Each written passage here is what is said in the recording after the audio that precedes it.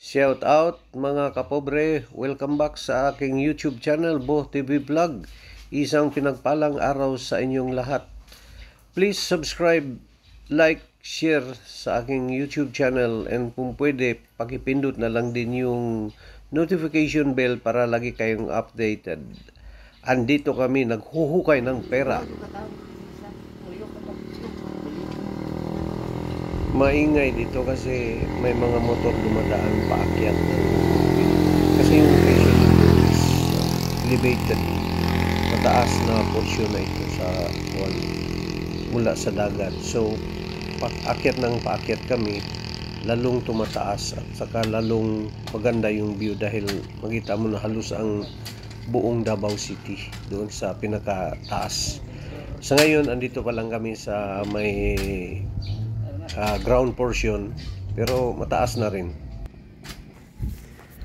Akyatin ko doon, tignan ko yung isang grupo doon magbutas ng kuwan din, gumawa rin ng butas. Kailangan sabay-sabay ito para madali lang matapos.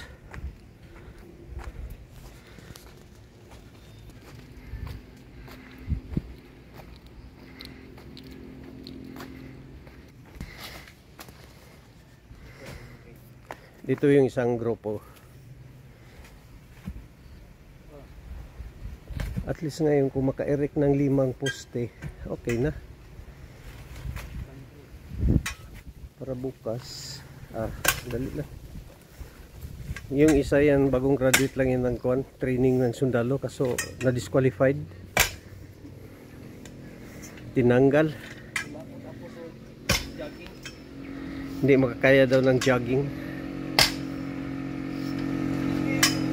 Kami sa tignan niyo ang dagat, kita niyo.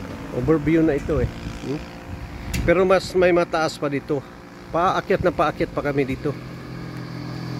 Dagat na yan